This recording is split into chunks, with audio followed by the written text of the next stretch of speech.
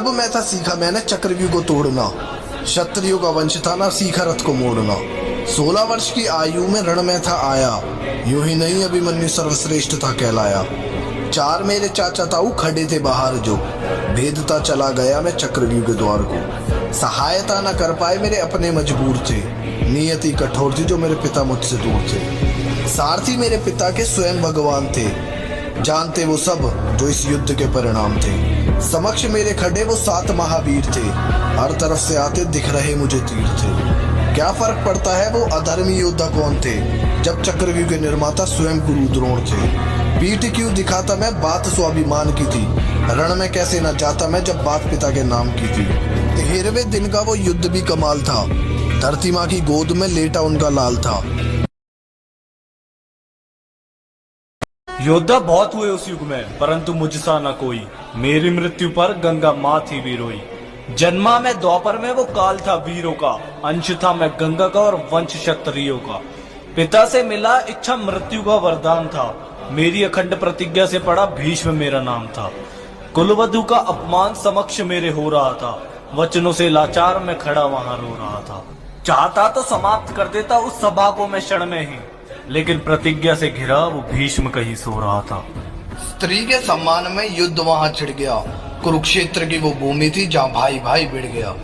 मैं नहीं जानता झूठा था या सच्चा था, परंतु उस युद्ध में मरा हर एक मेरा बच्चा था। क्रोध से मेरे कांपते धरती आसमान थे, मेरी वीरता से अवगत स्वयं गुरु परशुराम थे। 7 धर्म के होकर भी था धर्म को जिताना, जो अकेला समाप्त कर देता महाभारत के युद्ध को मैं वही भीष्म पितामह। क्या हुआ जब एक लड़के ने निधिवन में कैमरा लगा दिया। दोस्तों, यह बात है सन 2008 की, जब जालंधर के एक लड़के ने निधिवन में यह देखने के लिए कैमरा लगा दिया क्या सच में भगवान श्री कृष्ण रात में अपनी गोपियों के साथ इस वन में आते हैं या नहीं। लड़का दिन में ही उस वन में जाकर छुप गया कि रात में श्री कृष्ण जब अपनी गोपियों के साथ आएंगे वे उन्हें लाइव देख पाएगा और कैमरे में भी रिकॉर्ड कर लेगा। लड़के ने देखा जैसे जैसे रात हो रही थी वहाँ पर जितने भी पशु पक्षी हैं और बंदर थे वह सारे उस वन से बाहर चले गए। और जैसे ही रात हुई उसे बहुत तेज रोशनी दिखाई दी और लड़का हैरान हो गया कि यह सब क्या हो रहा है। तभी उसने देखा कि उस वन के पेड़ धीरे धीरे एक दूसरे के नजदीक आ रहे हैं। वह पूरी तरह से डर गया। उसने अपनी आंखें बंद कर ली और सोचने लगा कि अगर मैं मर गया तो यह सब मेरे कैमरे में रिकॉर्ड हो जाएंगे, इसलिए मैं अपना कैमरा खोल देता हूँ। वह लड़का जैसे ही कैमरा खोलने लगा वह बेहोश हो गया। जब उसे होश आया तो 10 दिन बीत चुके थे और वह निधि वन में नहीं अपने घर में था। यह देखकर वह लड़का बहुत दुखी हुआ और अपने घर वालों को सारी बात बताई और भगवान श्री कृष्ण से इस बात के लिए सच्चे दिल से माफी मांगी। चलो एक बार फिर महाभारत हो जाए।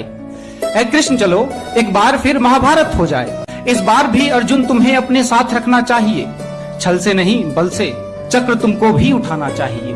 ये धर्म युद्ध विचित्र है, गुरु द्रोण को और भीष्म को भी साथ रखना चाहिए। ऐ कृष्ण तुम सा दुश्मन सही, बस मित्र अपना कर्ण होना चाहिए। ये धरती कांप उठेगी, सिंहासन डोल उठेगा, जब कर्म युद्ध में कृष्ण तुम्हारे कर्ण सामने होगा। जब अर्जुन का गांडीव धरा पर बेबस ज्ञात पड़ा होगा, मंत्र भी सारे अर्जुन के ओझल से हो जाएंगे। जब कृष्ण तुम्हारे रथ के पहिए धरती में धस जाएंगे, तब निर्भय होकर चक्र चलाना या फिर अपना रथ खिंचवाना। वो बड़ा वीर है सूर्यपुत्र, मृत्यु से कभी नहीं डरता। तुमको वार तो करना होगा, वो निहत्थों पे वार। तो आप बताइए, क्या है धर्म को जानने का मार्ग? धर्म से सम्मान मिलता है अंगराज। जीवन में यदि अपमान मिले तो ये मानना उचित होगा कि धर्म का वहन नहीं किया, और जिसे जन्म से ही केवल अपमान ही मिला हो वो क्या करे वासुदेव? सम्मान के लिए संघर्ष करे किंतु अधर्म का साथ ना दे। Emotional damage.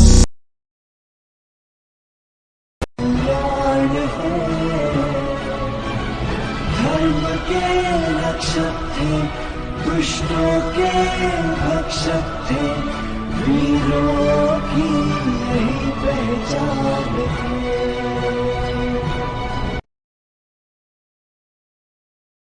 मित्रकांड, रक्षा करो मेरी। शस्त्र का प्रयोग केवल एक ही बार कर सकते हैं।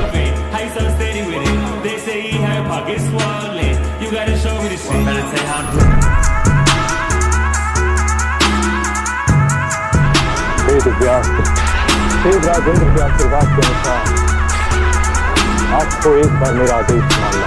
आपको आदेश देता हूँ कि आप रोचक का पद पर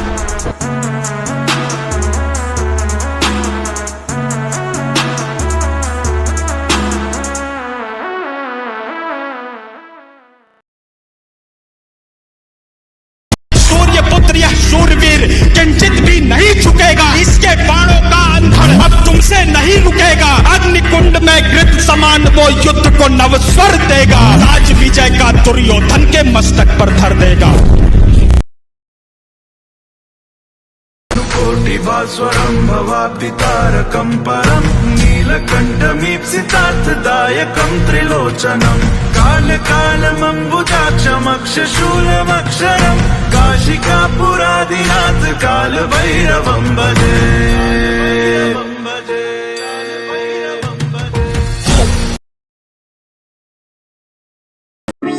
पता नहीं किस रूप में आकर नारायण मिल जाएगा। निर्मल मन के दर्पण में वह राम के दर्शन पाएगा।